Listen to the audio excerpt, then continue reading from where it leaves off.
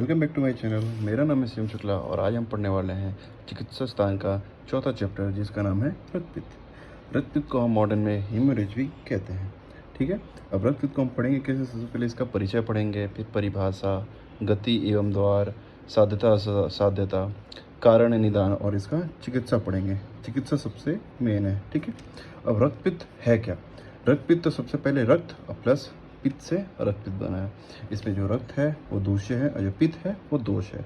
इसमें क्या होता है, जो दोष है इसमें दृष्टि हो जाती है जिसकी वजह से वो रक्त को दूषित कर देता है, जिसकी वजह से रक्तपित्त हो जाता है। ठीक है, अब बात की जाए इसके परिचय के बारे में। अब परिचय में सबसे पहले इसकी निरुक्ति पढ़ेंगे।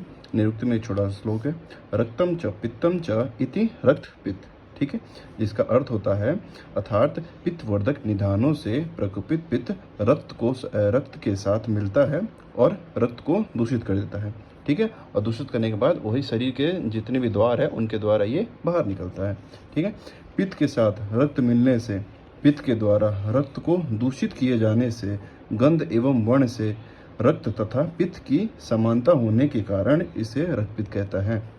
अर्थात मतलब जो रक्त है और जो पित्त है दोनों के अंदर समानता क्या होती है, एक तो गंध होता है और वर्ण, दोनों के अंदर इस चीज़ की समानता है, जिसके वजह से अगर पित्त दूषित होगा तो वो रक्त को भी दूषित कर देगा। ठीक है, बढ़ते हैं आगे, पढ़ते हैं इसकी परिभाषा। अब परिभाषा क्या है, इसकी परिभाषा पढ़ते हैं, महागद महावेगम अग्निवच शीघ्रकारी छ। महागद महावेगम अग्निवच शीघ्रकारी छ। इसका मतलब क्या होता है।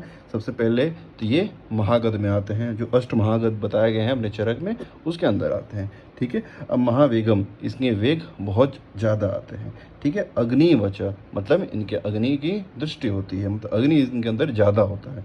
ठीक है, और शीघ्रकारी मतलब बहुत वेग वाला होता है। ठीक है, बात की जाए रक्तपित्त की गतियाँ एवं द्वार। रक्तपित्त के अंदर गतियाँ होती हैं टोटल दो, एक होता है ऊर्ध्व, एक होता है अधः। ऊर्ध्व ऊपर, अधः नीचे। ठीक है, अब द्वार की बात की जाए तो ऊर्ध्व में 7 आते हैं द्वार, जैसे कि अपने 2 आँख हो गए, 2 नाक हो गए, 2 कान हो गए और 1 मुख, ये हो गए 7। और अधः में 1 हो गए, 2 हो गए, एक अपना गुद, एक होता है अपना मूत्र द्वार। ठीक है, ये हो गए 2, टोटल हो गए अपने 9। ठीक है, अब रक्तपित्त के साध्यता असाध्यता की बात की जाए तो इसमें जो ऊर्ध्व गति वाला है वो साध्य होगा, अधोगति वाला है वो याप्य होगा, और उभय गति मतलब जो ऊपर और नीचे दोनों से आए उसे हम कहते हैं असाध्य। अब इसमें बात की जाए इसमें किस चीज़ की क्या बोलते हैं प्रधानता होती है, तो ऊर्ध्व गति, तो ऊर्ध्व है तो हमें इसे ये याद रखना पड़ेगा कि हमारा हृदय के ऊपर जो भी एरिया है उसमें कफ होता है, हृदय एवं नाभि के जो बीच का एरिया है उसमें होता है अपना पित्त। ठीक है, और नाभि के जो नीचे है उसमें होता है वात। ठीक है, तो हृदय के ऊपर तो क्या होता है कफ, कफ तथा इसमें पित्त दृष्टि है तो यहाँ पित्त आ गया। ठीक है, अब बात की जाए अधो में क्या है, इधर वात है तो वात तथा पित्त। ठीक है, अब उभय गति, अब उभय गति में क्या होता है दोनों हो गया, तो इसमें वात पित्त और कफ तीनों होंगे। ठीक है, इसीलिए इसको असाध्यता में लिया जाता है।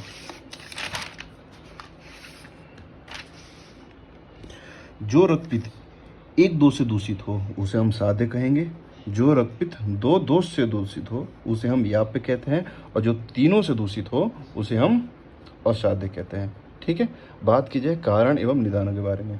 सबसे पहले ऐतिहासिक कारण की बात की जाए तो ज्वर के संताप से रक्तपित्त होता है, ये तो अपने चरक में पढ़े हैं 2nd ईयर में।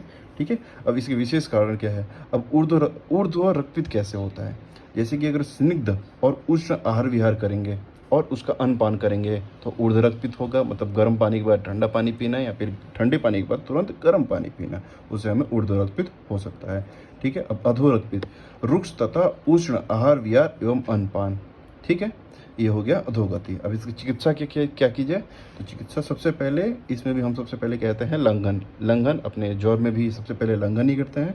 ठीक है, अब लंघन क्यों करते हैं, मनुष्य के शरीर में आम दोष से दूषित रक्तपित्त उभड़ जाता है, इसलिए आम पाचनार्थ पहले लंघन कराना चाहिए। कहने का मतलब ये है कि मनुष्य के अमाशय पेट में जो आम है वो आम बढ़ जाता है, जिसकी वजह से हमें रक्तपित्त होता है। अगर हम लंघन करेंगे तो आम पच जाएगा, जिसके द्वारा रक्तपित्त कम हो जाता है।